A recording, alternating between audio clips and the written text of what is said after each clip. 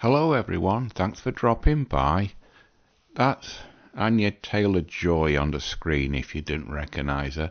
The only thing I've ever seen her in is the trailer for The Gorge. And the obvious question is, would I go with her? No, I wouldn't. She's happily married. Besides, she's 3 inches taller than me. And the guy that she's married to is an American musician called Malcolm McRae. And he's, surprise, surprise, is 6 foot tall. So, she's nice to look at, but she's far too tall for me, and as you know, women always prefer to go with guys who are much taller than them. So, I'm only 5'6", so even if I was a multi-trillionaire, or at least a trillionaire like Musk, I'd have a small selection of women that would actually want to date me. But then again, would they be dating me or dating the fact that I've got over $1 trillion? The fact is, women don't go with guys who are shorter than them and whose income is a lot lower than theirs. Never mind. Enough about Anya anyway. I was gonna have a look around at the American tax system to see if MGTOW's affecting it in the dramatic way, because we're now in 2025, and as you know, MGTOW started off in the year 2000, and that means there's been 15 years. I got a headache looking into American tax affairs, so I decided to skip that line of inquiry, but I had a look around for a sort of tangents, and I found 1 or 2 interesting things. The first of which is this. As you can see, it's Fortune. Now this was done on the March the 6th this year, and as you can read, majority of Generation Z men say feminism has gone too far, but Bank of America study says wealthy American women lift the entire economy. So if you go down, it says men across the world feel they are being asked to do too much to support women, despite the fact that they directly benefit from women's prosperity. I don't know where they got that from.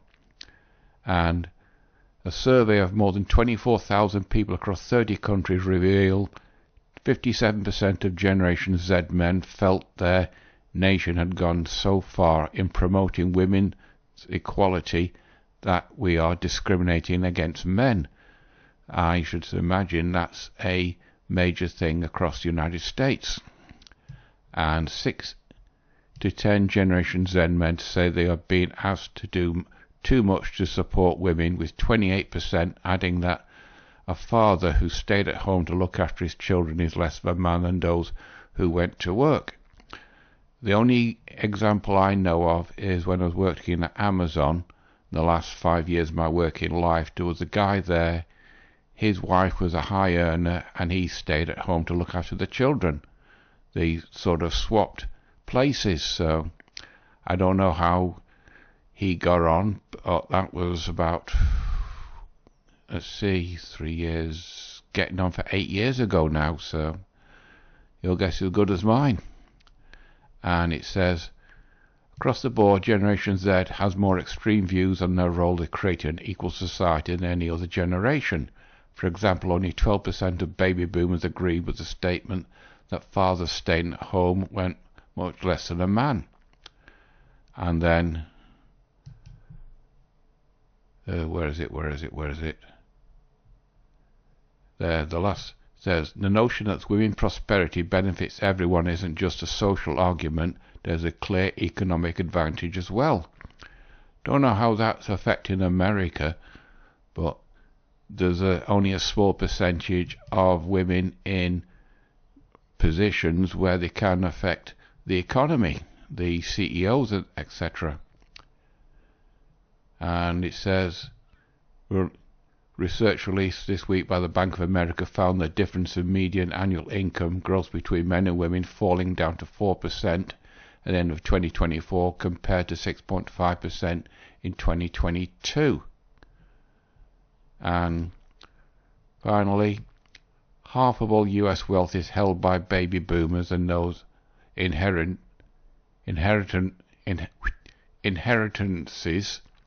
are already being passed down.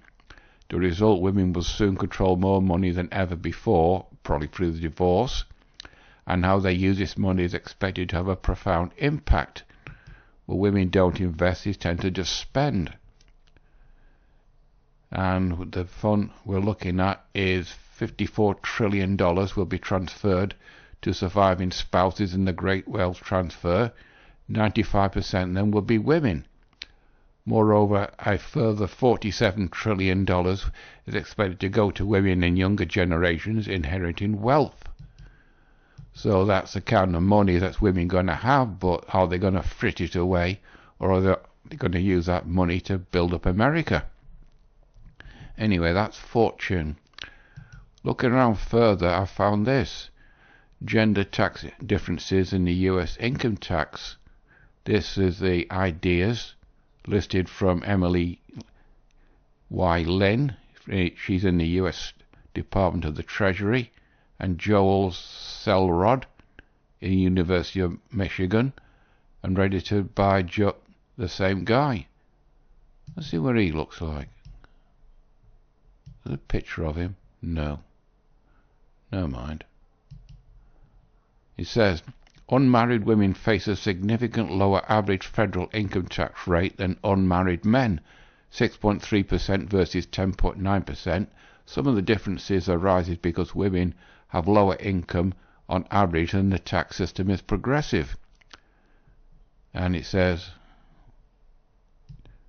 using a non-parametric decomposition analysis, it shows that the tax progressively accounts for less than 60% of the gender tax rate difference, leaving the rest to be explained by gender differences within income classes. And it concludes, the conclusion remains that the decomposition exercise uses an equivalent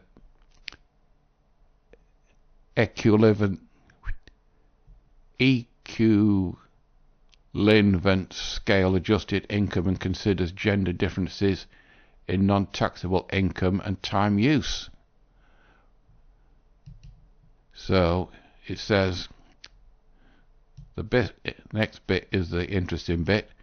Facing single parents and various externalities generated by women's higher commitment to childcare, future research should focus on determining whether those additional considerations could justify the extent of a gender tax differential.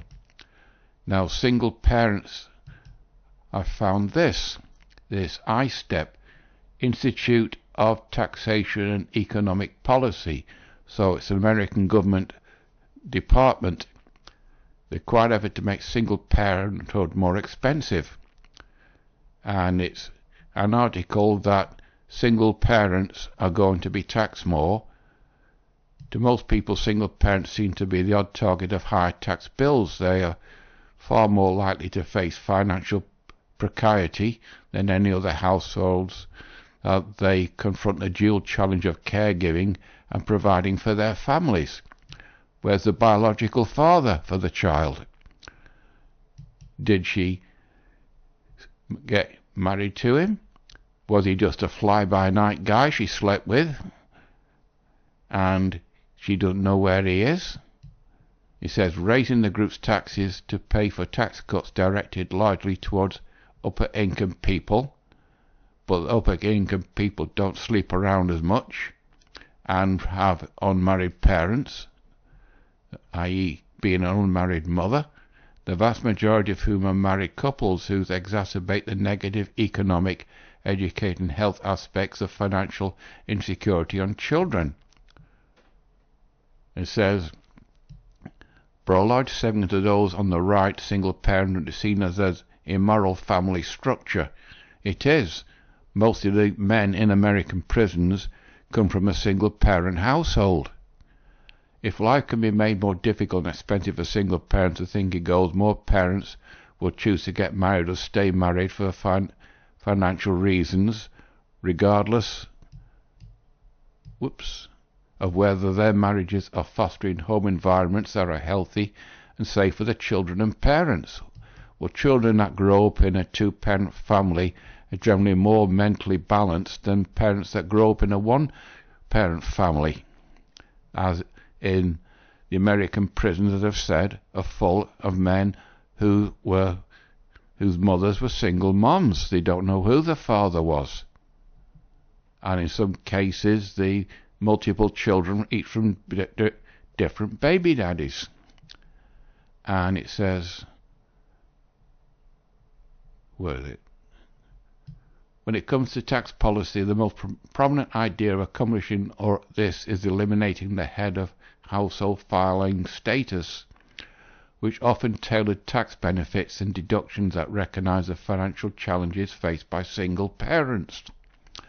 In 2016, the Trump proposed ending the head of household status as part of a massive $6 trillion plan to cut tax cut plan that would have actually raised taxes for most single parents with dependent children. Again, the woman chose to go with the guy. The woman chose to sleep with the guy. The woman chose to have sex with the guy. Remember, women are the gateway to sex, men are the gateway to relationships.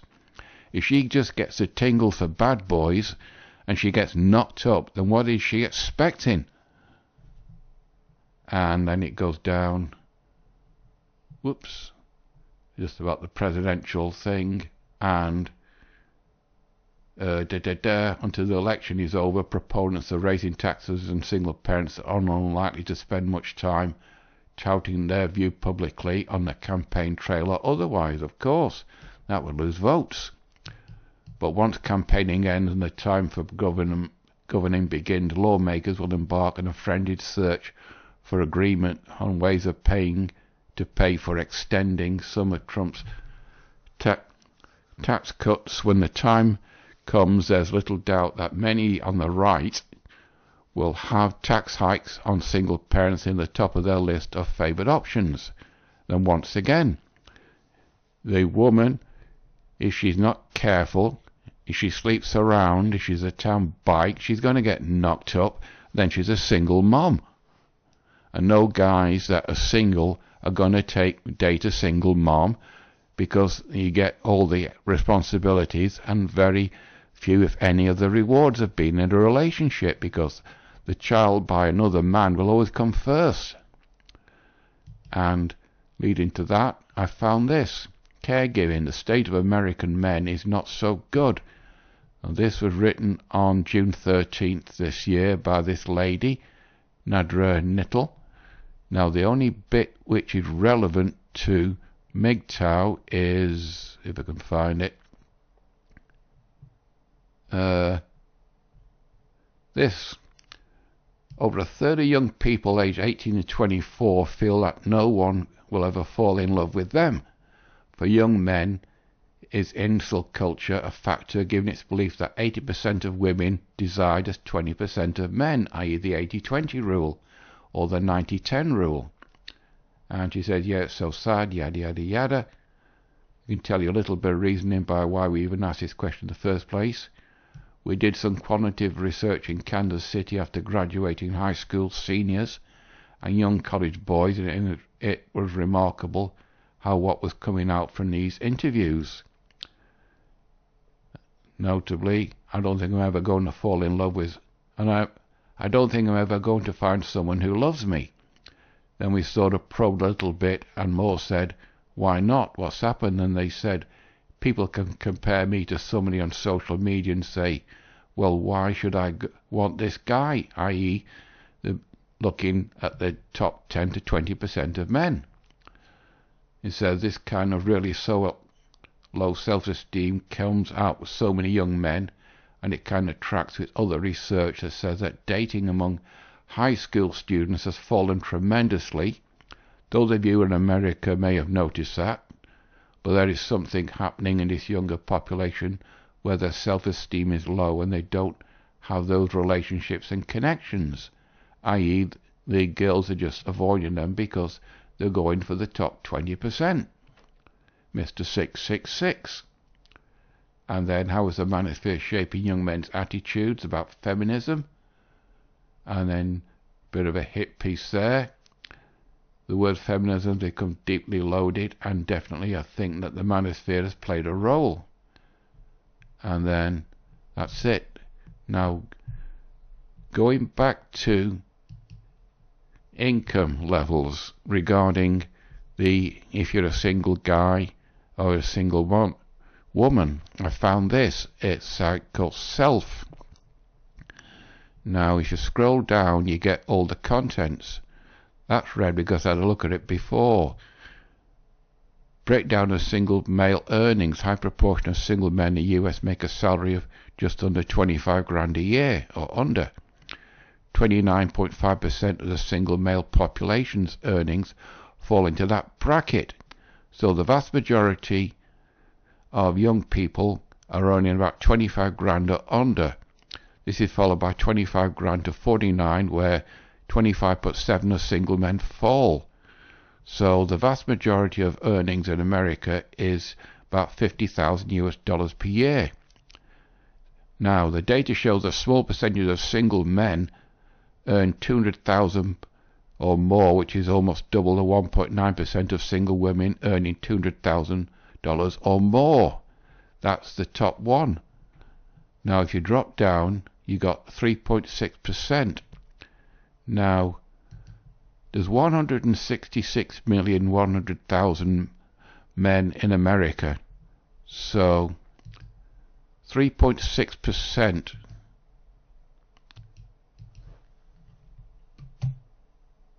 Come on, keyboard, wake up. 3.6% is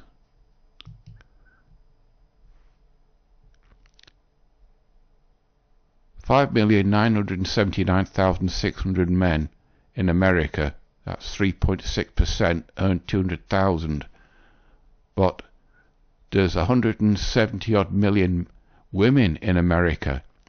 So they're all after this 5,979,600 American men. Now, single women is 1.9%.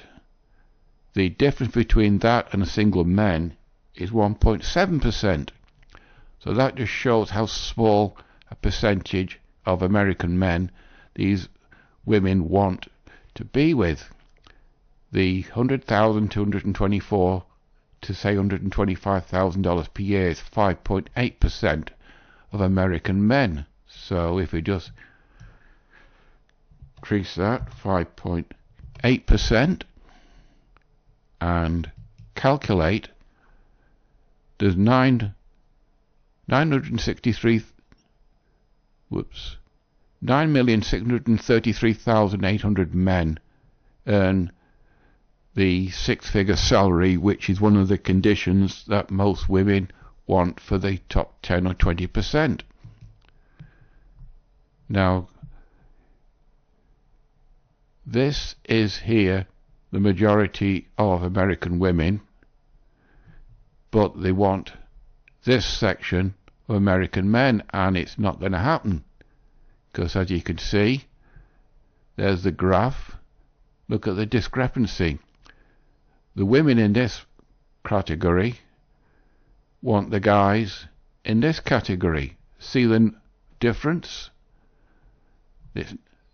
The American women, they're 27%, and they're after guys who are just under 5%. The 80-20 rule, which goes back to, come on, Christopher, go back to this thing. 80% of women desire just 20% of the men. Now you got the average by age, 18 to 24, 25 to 29, the prime years, 30 to 34, they in their peak years, and then they start a decline. Now the average female earnings, she's in a prime, she's facing the wall, she hits the wall, and she's post-wall. These are career women there, 78,000. And then average person income by state, whichever state you're in America. The highest incomes, Massachusetts, Connecticut, New Jersey, that's probably tech companies and government agencies and stuff like that. And the lowest income state, Mississippi, West Virginia and Alabama. And then we got salaries and all sorts of things. And naturally put all these links below so you can have a play around yourself. Single person versus marriage. But if you go back to the top, where's the other thing?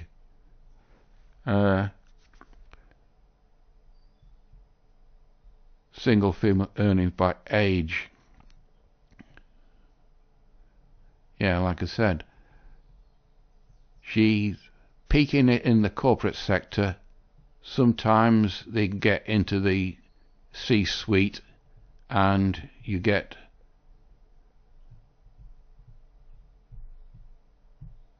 percentage of women.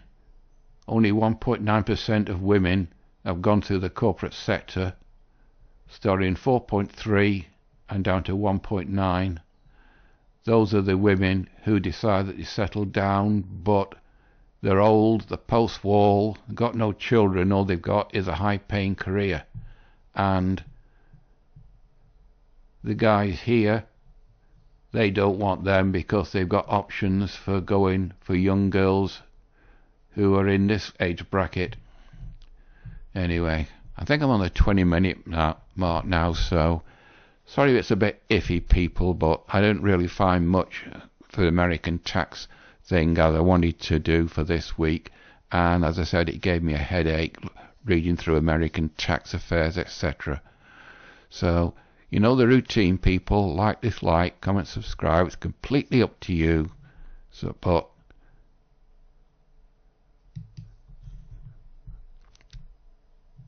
the state of America might be not so good, but the state of American women is even in a worse state because you don't see men complaining on TikTok about where all the women are and all these single events that's full of women.